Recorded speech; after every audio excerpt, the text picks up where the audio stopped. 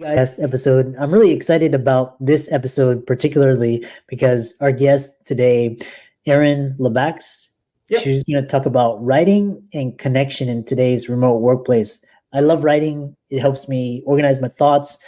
She's going to talk about communicating strategically as a leader, using writing as a management tool, emotional intelligence, and it's going to be an all around fun conversation, and I'm looking forward to it. So, Erin, welcome. Thank you so much. I've been looking forward to this as well and talking with you today. So, hi, everyone, and I'm happy to be here. Yeah, to set the stage, talk about how you came to be, what you do, the importance of writing, and we'll delve right into the combo. Sure, sure. So, I came out of teaching. I spent most of my life so far teaching college. And, I never went into it originally intending to teach writing. But I came in, and as I started talking about different things with students, I started realizing writing is the tool that can separate someone from whether they're confident to apply for a promotion or not, right? Or confident to join a committee or not. When we're not confident in writing, we get really, really held back. And so I spent 20 years teaching in schools, mainly colleges, and a little bit around the world for some grad programs. And then about 6 years ago, I thought, what about all the people who want to feel good about their writing and meet their goals, but aren't in school right now, right? And I thought, well, I'm going to start my own company and go out there and bring this education to people through courses in the workplace, YouTube videos, a book, different ways to learn. You don't have to be in school to keep learning, of course, right? As this is kind of what your whole discussion is about here, how we all just keep learning through our lives. Yeah. Yeah. I think I've learned more, in the past year, just on my own, self-directed than I did in my, entire 18 years. But Right. One thing is that was really interesting is a good mentor of mine, he said that start writing because regardless if you get paid or not, good things come to those who write. And it's helped me build my blog and newsletter and social media. And so kind of talk about the benefits of writing overall in general. Yeah, well, I'll kind of talk about two areas. Thanks for that question. One is that in today's world, our writing stands in for us when we're not there. And so we create relationships just through writing. I mean, I bet all of us listening and you and me, we have relationships with people we've never met, never talked to on the phone. And yet we can even feel trust with someone we've never met if we've done an intentional job with our texts, our emails, our DMs, whatever, our team's posts, whatever it might be. So we can create a relationship and a personhood through writing. And then I think the other need for writing, I'm thinking of one person specifically. One of my clients is the Forest Service in the US, which is super fun to talk with them. And they give me a co-teacher who's a guy who jumps out of helicopters into smoky fires. And he says, I want to teach with Erin because I would never have gotten the promotions I've gotten in the Forest Service if I didn't work on my writing.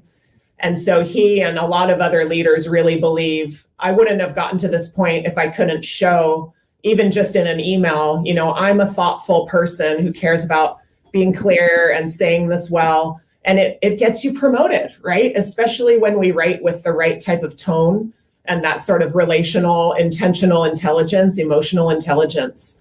So both reasons, right? To show who we are and to meet our goals. Yeah. Yeah. Love that. Like just writing has, helped build a brand. You can build a brand. The next question is, sometimes I use writing not to communicate to others, but actually to help organize my thoughts. And actually, when I write something, it's actually more active. So kind of talk about strategic writing and using writing as a management tool. Right? We don't recognize that writing is actually kind of this secret free tool that we have. And it's kind of like, hey, we're writing anyway. Why not make it strategic? Right? And so as we're trying to present to other people, one tool I often suggest is using this tool I call now, later, never. When we write to other people, we don't want to say what we care about. We want to say what they care about, right? If you're not journaling or note taking, you're not writing for you. You're literally writing for another person. So I'll tell people, when you're writing, try not to overwhelm them. If you want to share 10 details, think, do I need to share all 10 now? Or could some be later? Or could some be never? And like you open the question, you'll collect your thoughts through writing and then make a better message. What I personally find myself doing is reducing the length of my message, right? Because I think it all out and then I think, does my reader need all this right now? And then I start reducing until it's concise and efficient and exactly what they need. Yeah, I love that. The next question is, we talk about, writing as a tool, and you talk about how writing has taken on a new role as a connector in today's remote environment. I'm really curious, what do you mean by that? It's pretty interesting. During the pandemic, I just so happen to be the age right now where a lot of my friends have kids who've just joined the workforce. And then I have a lot of students who I teach in their workplace in their 20s. And they would all kind of tell me, especially my friends with kids, they'd say, my kid has a new job and he is lonely. He just got his first corporate job, but he's working from home because of the pandemic. And he doesn't feel like he understands the culture or fits in.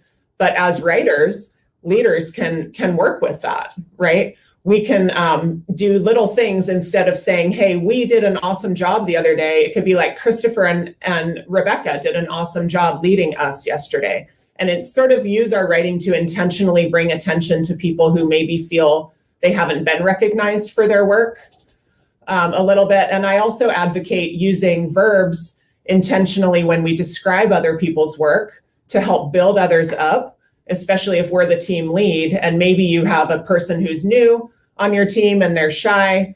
And instead of saying, hey, Layla told me this, maybe I say, Layla taught me this. Layla explained this. Use verbs that give people power and make other people more authoritative in their area because we use strong verbs when we talk about them. So these are some of the tools in our arsenal as leaders to sort of represent reality through intentional word choice in a way that builds camaraderie in our team. I love that, words. Yeah, it kind of reminds me because the way information is disseminated now, it's with the internet and social media, everything moves at Twitter speed. Before the Gutenberg printing press, it was kind of, writing and language and communication was very isolated and scattered. But once you had this new technology, you could books and, magazines, newspapers. So in this age, where does writing, especially long form writing, fit in with this age of video, audio, short form content, tweets, because most people are consuming things, via, instant reels and all of this, TikTok, all of that. Yeah. I think we can still provide a mix of long and short form communication and writing, and that we can empower our readers by sort of providing what I call optional information. Nobody wants to be overloaded with information right now. So we feel a little nervous if we want to write something long form and say, hey, don't you want to read my 8-page article? Maybe they don't, right? But what I've started, especially with leaders in the workplace, I'll say, write a couple things that everyone needs to know, but then hyperlink out to more information because there are still many of us who want the thorough approach. Every time I'm teaching a team, it's like, who in here explains too little? Who in here explains too much? I explain too much. Most of us explain too much for what people want to read, but I still hear all the time, I want to take my time alone with this topic. And that's where reading comes in. So I'll write something short or even make a video, but I'll include links to the full article. And so I think that's kind of working with people's psychology, right? You get them interested with the little thing, but when they want the depths and the time to reflect, they really want to read something longer still. It's funny, even back when I was teaching college, everyone would say, oh, you're teaching young people. Don't they all just want online books and online classes? No. They would literally tell me, I need a teacher for this topic. I want to be with a teacher, or I want to read the thing myself. So it's kind of a myth that nobody wants to read at all, but it's true that we all want to read brief when we're busy. So we need to provide both options usually. Yeah, I love how you describe hooking people in with like clips, like either it could be tweets or it could be short, kind of reels and kind of the full article. But the next question is because, when I was talking to a lot of entrepreneurs, they were saying like blogging and kind of they were saying, blogging is dead, but that actually with the advent of AI now, it's really important to have your website or your blog to be high in the search rankings. So right. Yeah. So talk about scaling writing with AI, either ChatGPT or other novel forms of AI tools. What a great question, because isn't it nice that we have that opportunity now for entrepreneurs, like ourselves? It's kind of like, do I have time to write a blog article a week? Probably not, right? But we need to work together with ChatGPT, right? We don't want to trust it all the way. What I've been doing is using ChatGPT and other AI tools to generate ideas, and sometimes even to generate text.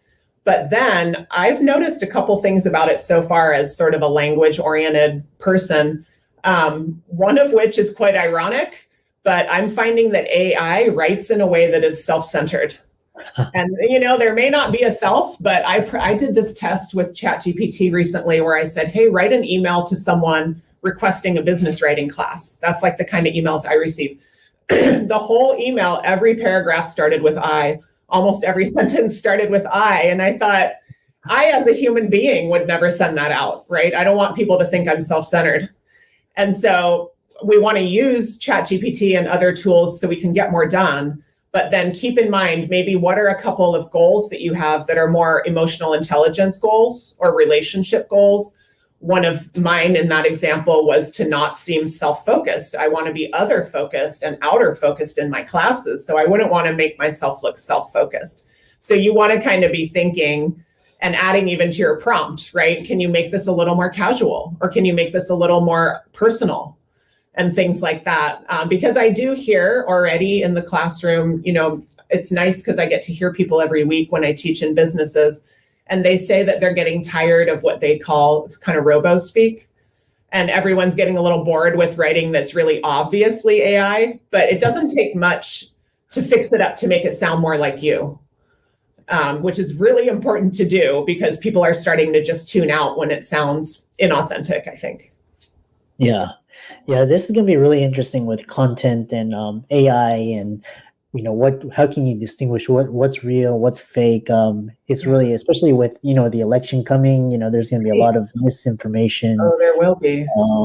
A lot of deep fakes, disinformation. Kind of talk about it's really fascinating this topic, and talk about emotional intelligence in writing and leadership. Yeah, we don't always realize. I think now we're all talking about emotional intelligence in leadership, but maybe we're thinking it's my behavior and maybe my spoken communication. But emotional intelligence shows through in our writing as well, or it doesn't, right? We want to make sure that it does, So a couple of ways that's been really, I think, becoming important lately. One is what I call self-management. EQ involves self-management, right? Like maybe I'm stressed, but I don't want to bring that into a room, right? So I manage it. In writing, what it tends to look like is the writer typically wants to say everything that they've thought of about what they're writing about. And we have to manage ourselves. No. You don't say all those things. You only say the ones that are truly relevant and actionable today for that person. And that's very hard. And we didn't learn that in school. In school, we learned you write to show what you know. It's kind of the more the better. You want to sound smart, put big words, the whole thing. Nobody wants to read that now, right? So we have to actively self-manage and say, you know what, this is for somebody else. And so that's what EQ can look like in writing. That, and really being tonally intelligent, thinking like, hey, I just invited someone to attend my session. Sounds a little like they're a number. I'm going to invite them to join my session instead, right? So I'm kind of using EQ to think, what position am I putting my reader in if I say it in this way? And they're going to feel like, oh, I'm just a number, I'm just attending. But now, she wants me to join. Now I feel a little more respected, right? So those are some ways we can be really intentional with emotional intelligence in our writing. And it's so important as a leader too. I know a young woman who quit her very first career job. She's, in her young 20s. She quit because all the emails from leadership sounded dismissive.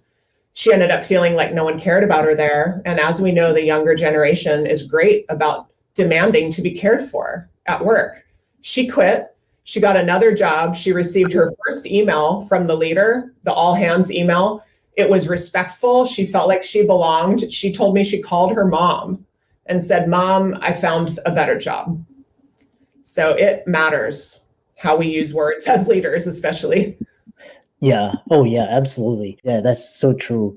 Kind of as we end this really fascinating conversation, talk about, for the younger generation, how you can encourage enthusiasm for writing, get people to write, and kind of building confidence through writing, and helping people to write more clearly, concisely, and overall just kind of help people become better writers. Yeah, well, the younger generation is actually in some ways leading this movement, and I don't know if they know that. I literally was just in a meeting with another woman my age, and we said, thank goodness for, the millennials and Gen Z, because they are teaching employers that they have to care about their people, right? People are demanding we need to be attended to. And I think what the younger generations are showing us is that we're all tired of old hierarchies, which includes old traditional bureaucratic ways of using language. We're all a little tired of that top-down feel, the sort of preachy bureaucratic vibe you get. And so young people, in leading the way to, we want a more egalitarian workplace, we want more respect for the user, the employee, we're finding now, yeah, that includes the way you write to us. So let's write to each other in a way that's accessible, concise, open for people from different languages or different, industries and economic levels. So in a way, that cultural shift is leading this movement into more clear, concise, usable language versus the sort of showy language that we might have seen in the past. Yeah, I love that, because it's kind of it's a huge, like, just basically a lot of the issues stem from a generation gap and kind of differing values. The younger generation, they see the future, and kind of the older ones are kind of preserve it. And I love this idea, and we can bridge all this through writing. So how can people contact you, follow you, reach out to you, etc.? Yeah, well, I'd love to connect with folks. I think the easiest way is my YouTube channel, High Value Writing. And it has a mix of videos for people at work or students, and many that are oriented for folks around the world with different levels of English use and different goals with that.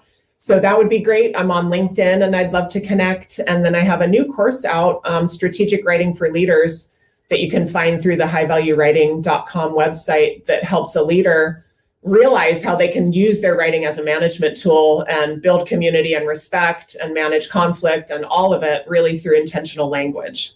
Yeah, I love that. And I love the whole premise of the conversation. And for all of the listeners out there, Erin's resources will be in the links and show notes. Be sure to check those out. Writing is a very high value skill. It comes across how you speak, how you communicate, and all of her resources will be in the links and show notes. Be sure to give her a like, follow. Also check out her books as well and on Amazon. And with that, thanks so much for coming onto the podcast.